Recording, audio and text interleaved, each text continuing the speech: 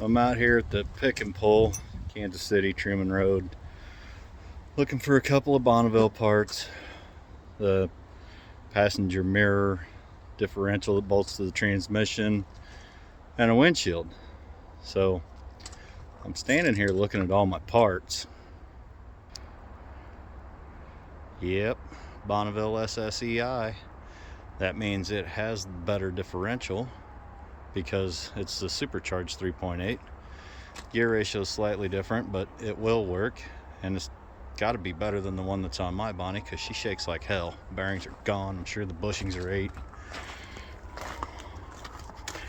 But I'll have to take this off, separate the ball joint, pop that axle out because it's right behind the axle. That guy right there.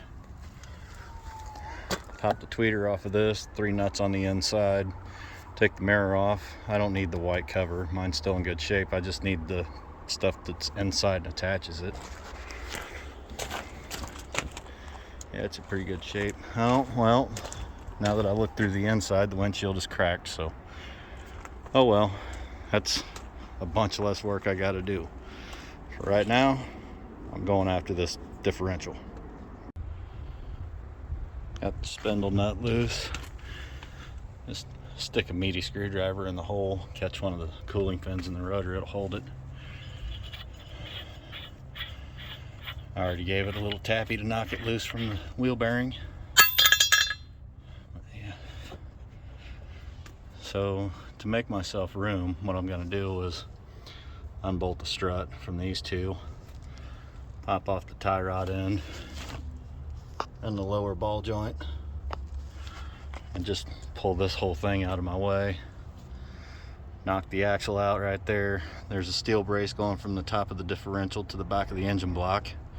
Gotta take that off, and there's, I think it's 4 or 5 bolts holding the differential onto the side of the transmission. I suppose it's noteworthy if you're buying these things used out of the junkyard. Mine, I can grab the axle like this and just shake it around. This one has no play whatsoever, and there's not a bunch of leakage underneath it.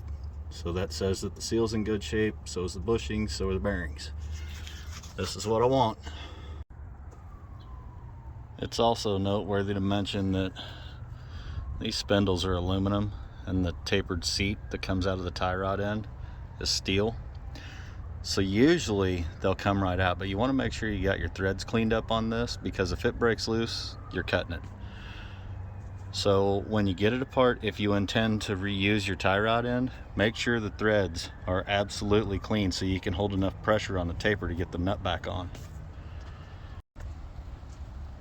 So just to demonstrate the use of the tool, I'm going to start out with it, but if it fights me at all, I'm going to end up using the old school pickle fork. This is a ball joint tie rod end separator. Put it on there like so, where that bottom finger right there is on the bottom of your stud, and the fork part goes right there in the boot. This will usually pop these things apart without tearing up the boots. What you do is you put it on there and you tighten this bolt as tight as you can. Sometimes you got to hammer them in there a little bit, a little friend. And then once you get enough on it, enough pressure on it, all you got to do is give it a little tap somewhere like right there, and it'll usually just pop right apart. And be ready, because when that happens, 99% of the time that tool will fly out of there. Not with any real force, but it can probably bang up your hand. So you just put that guy on there about like so. Start tightening this bolt down. It's a 15/16 or 24 millimeter.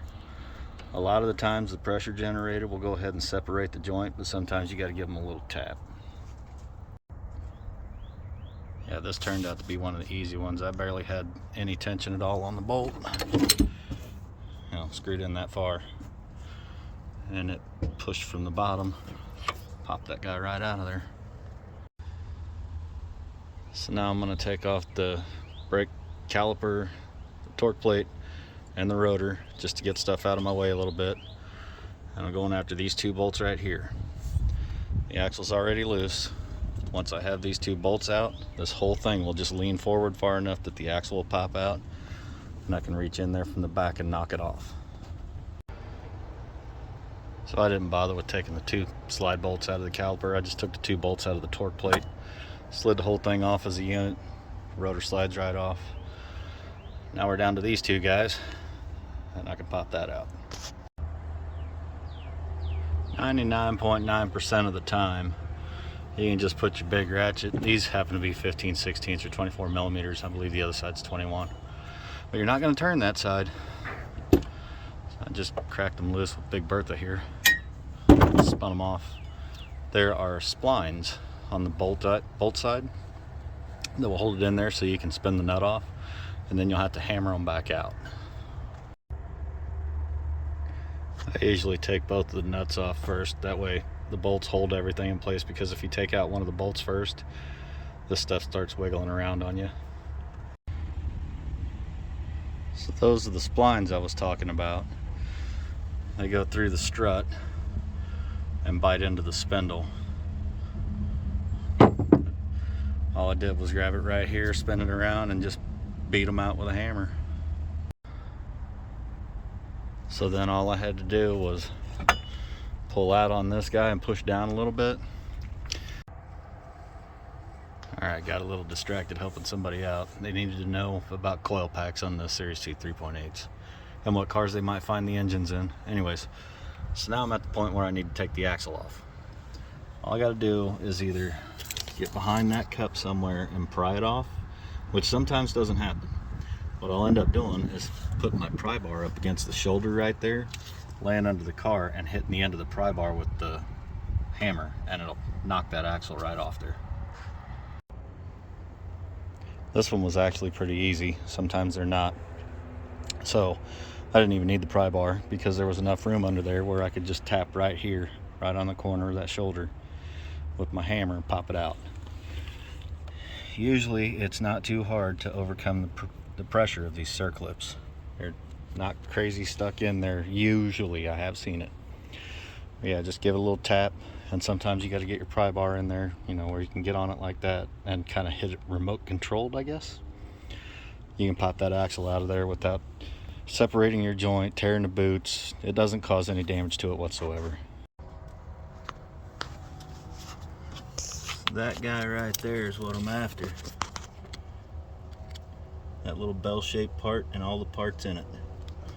So there's 1, 2, 3, I think 4 bolts on it. And that little bracket that you can see just past the speed sensor is what I was talking about being bolted to the back of the block as well. So there's the bracket. It goes in across the top of the differential about like so. And you got 2 bolts that go into the differential and 2 bolts that goes into the back of the engine block. This right here is all I use to take it out. Flex head ratchet, couple extensions. This is a 3-inch, this is an 1 3/4 inch, and a medium 13 socket. It fit perfect in everything. And now there's just a couple more 13 millimeter bolts. Pop the differential off. Okay, so here's what I ended up with.